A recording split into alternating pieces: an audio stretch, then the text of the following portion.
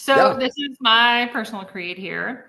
I put kind of the trees in the background because we both grew up like in, Western rainforests. And so that's kind of a where my heart lies. And then just talking about growth in this too, and kind of all of the different pieces of that. So this is the first part of Fiddler on the Roof. Oh, it sure is. And I put this music in there so people could kind of hear it. But this quote, sunrise, sunset, swiftly flow the days, seedlings turn overnight to sunflowers blossoming even as they gaze. Sunrise, sunset, swiftly fly the years. One season following another, laden with happiness and cheer. So the reason I chose that quote is just because the continuous nature of life. The sun comes up, the sun goes down, the sun comes up, the sun comes down, goes down. And just the fact that, especially in parenthood and even in teaching, looking back over all those times, you look back and you're like, whoa, I'm 5 years in, or whoa, it's been 15 years. And so I find a lot of comfort in the fact that every season of life has joy and tears. Like you can't get away from both parts of that. You can't live your life trying to avoid the hard parts because they're going to be there anyway. And so I think if you can radically accept that, then you can say, hey, this is a really hard season, and then maybe the next one will be happier. And so just an acceptance of like time will turn. Sometimes it's happy and sometimes it's sad, and not trying to ignore that or get away from it, just accepting it the way it is. So one of my first key influences is religion. I put on here another Fiddler on the Roof quote, just because I love that movie. But it says, you may ask, why did this tradition get started? I'll tell you why. I don't know. But it's a tradition, and because of our traditions, everyone knows who he is and what God expects him to do. So growing up, my family was very traditional. There was a rhyme and a reason for everything we did based on those traditions that came from our religion. And so that really resonated with me of sometimes it was like, wait, why are we doing this? I don't know, but that's just how we do it. So this religion and faith is my foundation. That's my past. That's part of my life and how I grew up. And I am not religious anymore for many different reasons. But it will always be in my heart because of how I grew up. I love singing, especially as a group. And so I don't sing hymns anymore. I'm not a part of that communal experience, but those will always be special to me. And this influence taught me to withstand pressure and a lot of hardship. There is a lot of questioning that you need to do with yourself in terms of how you relate to other people. And we struggled through a lot of hardship when I was religious. So I think I have, did I not put it on there? Oh yeah. This picture just reminded me of like, this is my roots, like a tree on a mountaintop. And I don't know how many people have been on top of a mountain. When we snowboard, we're up there and you'll see these like just tough, grizzled old trees that are withstanding so much pressure and weather and cold and wind. And they're just like eking out their existence. And so it's a harsh environment, but they are so incredibly strong to withstand everything on top of the mountaintop. Next influence is Cameron. So this is where we started. This is 2012. And then where we are now, 2021. And then this was last year, 2024. So we've known each other for getting close to 15 years. And I pulled this from our wedding vows, that he is the most passionate and compassionate person I know. The sunrise sunset was also in our wedding vows. So When I met Cameron, I think I was afraid to take a stand, to stand out, to really connect with life. And he snowboarded, he skated, he wrote poetry. He was living so much life, and I was like just desperately trying to maintain the status quo and not kind of rock the boat and things like that. And so he has helped me find like passions and hobbies, and he's pulled me out of this very thick armor I had on, and helped me to both get out of myself, as well, and be kind to myself as well. We've moved, oh my goodness, I think 10 times together. We've lost some children together. We had a really hard experience with the end of COVID and in our school, and we've experienced so much change in life together. I'm coming up on having more years that I've known Cameron than years I haven't known Cameron. And he put me back together after I was broken by a lot of different experiences. He challenges me. He does not let me give up. He softens me. He reminds me to be kind to other people. And I think I've said before, I'm a very, I can be a very intense person, and I can be, like I said, just have so much armor on to not get hurt again. And he's over there helping me take off that armor and just realize that I don't need that on. The world isn't as harsh as I think it is. And he is the reason I am who I am today. And I don't know what my life would be like if I hadn't met you. So the next influence is education. So just education was that like fork in the road for me. I think without education, my life would be very, very different than it is today. We've talked about before the memoir Educated, where she goes off to college and realizes like, whoa, maybe the world isn't the way I think it is. Maybe there's a different way of doing things.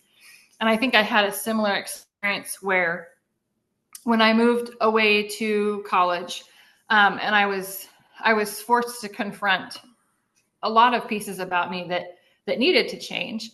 And when you get to know people from different backgrounds, when you get to know different ways of living, you can't be so harsh and negative against those ways, because you've gotten to know different people. And it kind of forced me to confront my creed that I used to have, and change quite a bit from who I was to who I am now. And I would say education and college is that piece, kind of that fork in the road, where my creed really is much different from where it was when I was back before college. I also put on here, my last key influence was parenthood. And I just put kind of the seasons that, something I've learned about parenthood is that everything's a season. Going back to that sunrise, sunset, the seasons come swiftly, and that there have been really hard parts of parenthood, and there have been really wonderful parts of parenthood. Children are a magnifying glass to who you are, and they take the pieces of you and just magnify them. There are parts of you that are really awesome, and parts of you that need some work, and kids are gonna help you see what those parts are. And parenthood has helped me kind of heal those old wounds, and showed me what joy and freedom and openness looks like, because kids are wonderfully, wonderfully cheerful and joyful. And they have such a wonderful perspective on life that isn't tainted by all of those negative memories, or the harshness of life yet. And so when I see my kids doing just ridiculous things and cackling and laughing, and I see them experiencing joy, it reminds me, hey, you can have that too. They, on a day-to-day basis, I think they smile more than I ever did in my childhood. And that is so refreshing to me, just to remember that you can stop and live in the moment and have fun. And of course, there's really stressful times when the crust doesn't get cut off the sandwich or the grapes are cut wrong. But at their core, my children are such wonderful, wonderful human beings. And that's been a key influence on me, just to remind myself that it's my job to keep their life safe, like you said, kind of breaking those cycles, and to give them a good shot at life. Oh, there we go. So the things I stand for: joy, finding pleasure in everyday things. Like I said, growing up, I think joy was vilified. To be joyful was not encouraged, and to enjoy things like taking vacations or reading a good book, or just in the everyday things from big to little, it was almost discouraged to find pleasure in those things. And so I stand for just finding joy in little bits, like the sun's out and that's beautiful, and I really enjoy that Robin song. Just little things like that make my day better. Simplicity. So just rejecting the need to compare. I've spent a good 10 years really learning to try to be content with the simple things. I don't need a brand new car and a huge house I can't fill, and all of these things to feel content.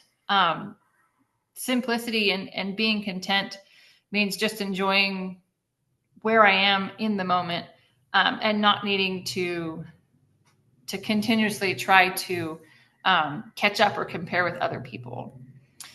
Togetherness is really important to me, both with my family and my community. I grew up in a very fractured, like antagonistic, like we were always trying to compete with each other to be the best at this thing or not at that. And so I think just being together as a family and lifting each other up, and also in my community, is really important to me as well. And then compassion is a big one too, for myself, for my family, and for those around me. Just realizing that everybody is doing their best, and everybody is trying to improve and do the best they can. And so having compassion for everyone around me, and that's something that I think Cameron's really helped me kind of see the good in other people and myself, and everyone around me.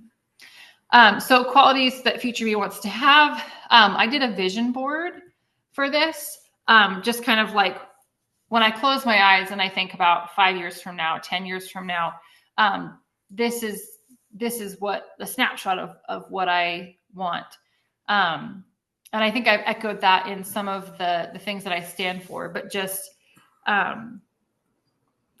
peaceful, slow, decluttered, open, free, just that really strong desire to live and not to be competing or struggling, but just to be content at where I'm at.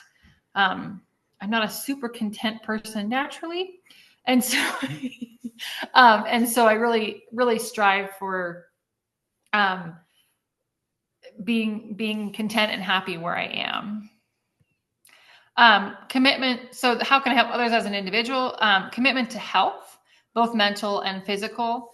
To be countercultural, I think is to reject the need for continuously buying the new thing, or continuously doing short fixes, like going out and getting unhealthy food.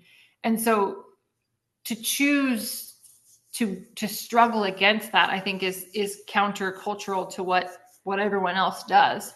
And I don't necessarily need to be comfortable and always be busy and always be doing something else.